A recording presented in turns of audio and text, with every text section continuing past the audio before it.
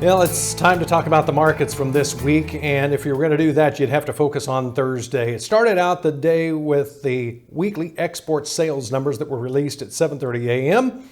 That was followed by the world supply and demand estimates and the crop production report, followed at 11 a.m. later on that morning. And here to talk about all of that is Eric Osterhaus with Paragon Ag Advisors. It was interesting. The markets really got off to a big start, and there seemed to be a lot of news hitting the markets. And it wasn't just numbers. There was a rumor floating around.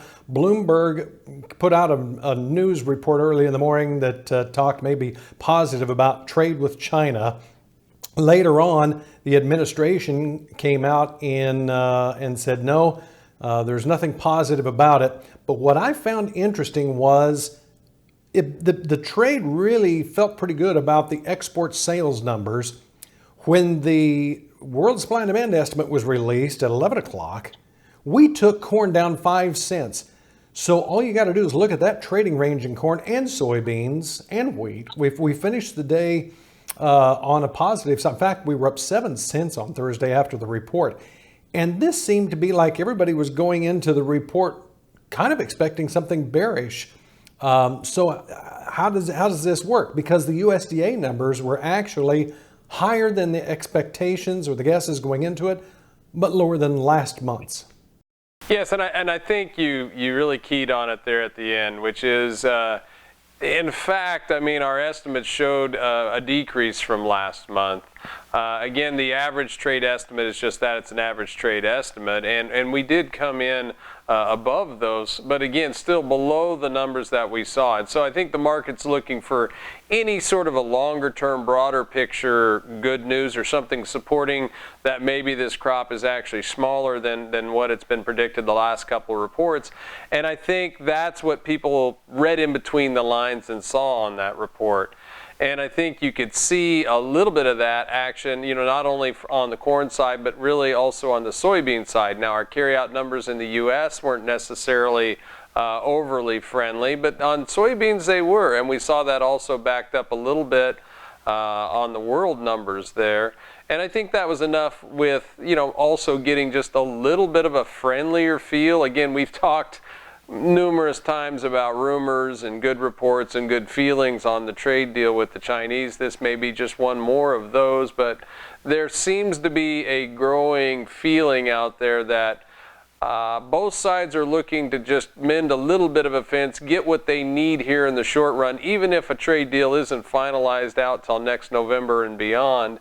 There is some short-term stuff that each needs. And of course, one of those things that China needs, obviously, is agricultural products, not just soybeans either. We're also talking pork, perhaps beef, other proteins.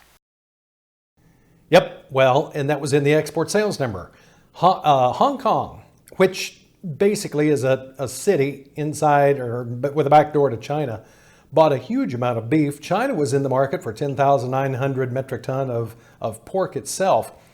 So does that give us the idea that maybe some of these, I did hear somebody earlier in the day on Thursday or Wednesday, I can't remember which, that said now that John Bolton is out, maybe these talks with China will go a little bit smoother because he was pretty much a hawk in this whole deal.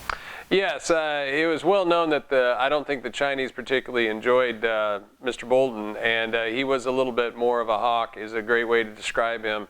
And maybe that had something to do with the direction that Mr. Trump went with Mr. Bolton, whether he quit or was fired, depends on who you ask. But again, I do think with some of those exports that you're seeing and seeing, like you said, Hong Kong in the market, I mean, it's no secret that there is demand out there overseas for product, in particular pork. Again, all the experts have debated for a long time, how long can the Chinese last before they start purchasing? Maybe we're starting to see the first signs of that, hints that maybe this is starting to progress. And maybe, again, it may be some of these outlying countries, or in this case, an outlying city, that shows the first signs of this thawing of that relationship in regards to the exports of the meats. Well, it just goes to show just how important exports are to this, not just the grain complex, but the entire ag complex. Yes, I mean, obviously it can have a big effect. And, really, even in the grains right now, you tie in the fact that still it's not in the bin yet. There still is some uncertainty as to our production and whether these numbers are true. And so when you start to build that story to turn a market, it always takes more than one thing. We've said that on this program before, but it is true. You need to add 2 or 3 things together. And we're starting to line up a few things that potentially, again, I don't want to get over my skis too far here yet, that might turn the market at least temporarily here.